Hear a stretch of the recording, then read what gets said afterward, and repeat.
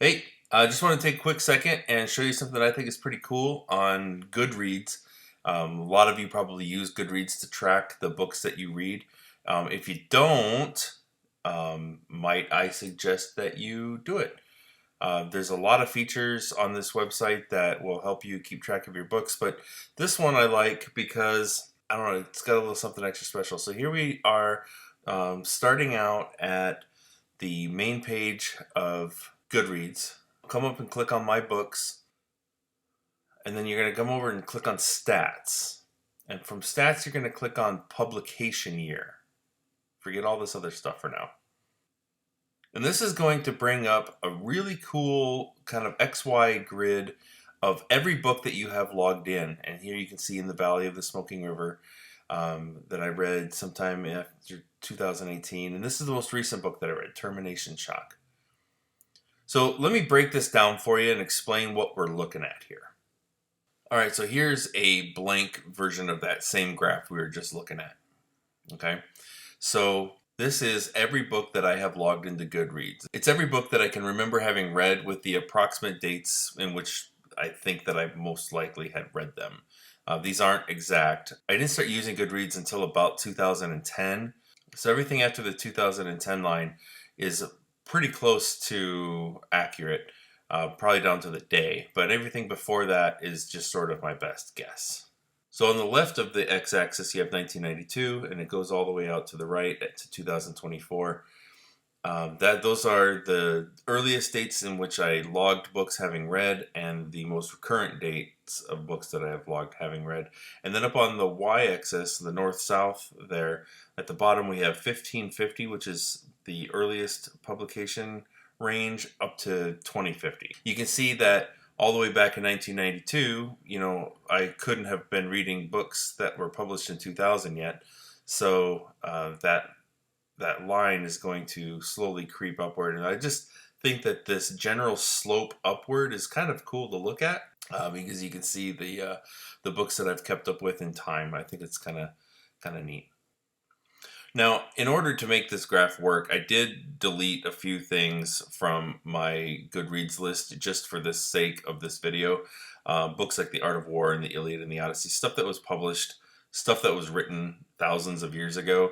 They have publication dates in them in Goodreads, and that just, what that does is that just squishes all these dots together really, really small to make all that room way down at the bottom of the graph for these dots, and so you just have a lot of white space on the page. So what I did is I deleted all the real old stuff off the bottom of the graph just so it would stratify the dots out a little bit more to make room so you could actually see everything. So on this you can see three general time frames that I've set up. The pink band, that's when I was in high school. So you can see I did a fair amount of reading then, and then the green band, I joined the Air Force and I was deployed a good amount of that time. So I never really ever stopped reading at any time in my life, but I definitely slowed down during my years of deployment. And then over there in the orange band on the right, that's been since I've retired. And obviously I've done the most reading of my life in my retirement years. Now this very narrow band here, this little red band, you can see up there, that's from October 1st, 2018 to January 24th, 2021. That's 871 days. And in that time, I read 277 books, which accounts for 32% of all the reading I've ever done in my entire life in just that short span of time, which is, I think, pretty crazy. It's even crazier, actually, that I know that. When I geek out about this stuff with my friends and show them all the data that I have on my reading logs and stuff, they really don't know what to make of me. So I don't know, it's sort of a humble brag, I guess, but I think this stuff is pretty cool. All right, so here you can see the most current book that I read, which is Termination Shock by Neil Stephenson. And then you've got Charlie and the Chocolate Factory by Roald Dahl, right? Anyway, that's the first book, not that I ever read, but it's the first book that I that's when I decided to start logging the books that I've read, was with Charlie and the Chocolate Factory. That's when I first started reading what might be considered YA novels.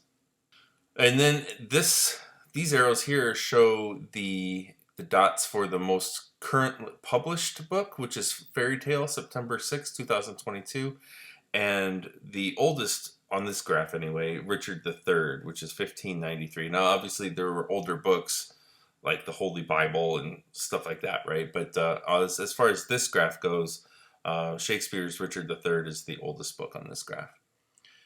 And speaking of fairy tale, that was my most recent Stephen King book, and my first Stephen King book that I ever read was Christine, way back there in 1994. And I guess you could say that about 8 or 9% of all the dots in between those two arrows are also Stephen King books. So he's accounted for a huge amount of the reading that I've done in my life. And here you can see just a bunch of the classics that I've read, sort of the dots that occupy that middle ground there.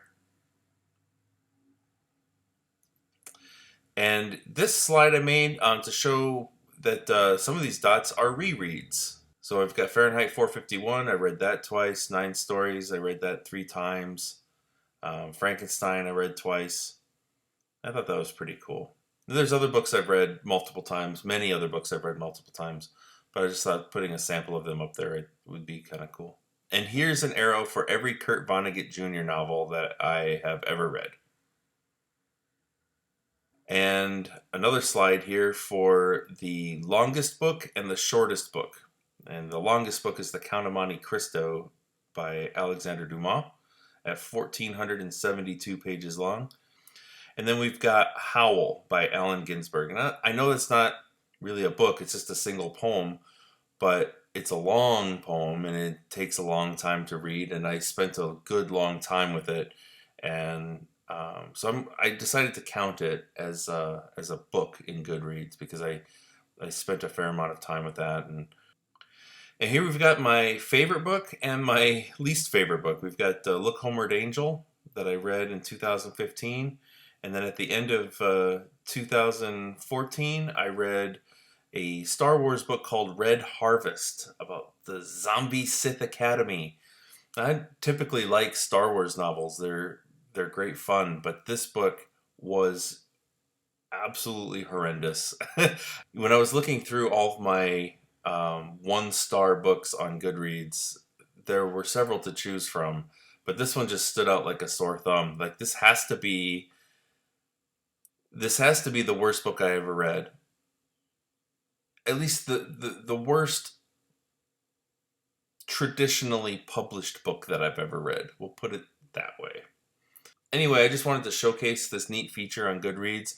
I'm not sure how useful it is, but it is a lot of fun just to play around with and kind of put into context like when certain books are published and how close they are to each other. Just I like to look back and see that Sleepy Hollow and the collected works of Edgar Allan Poe and Oliver Twist are closer to each other than I really think they are.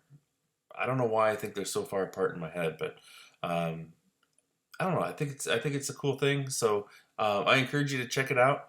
Um, it's sort of a little known feature on Goodreads that I don't see anybody else talking about. But anyway, that's all I got. So I'll see you in the next one.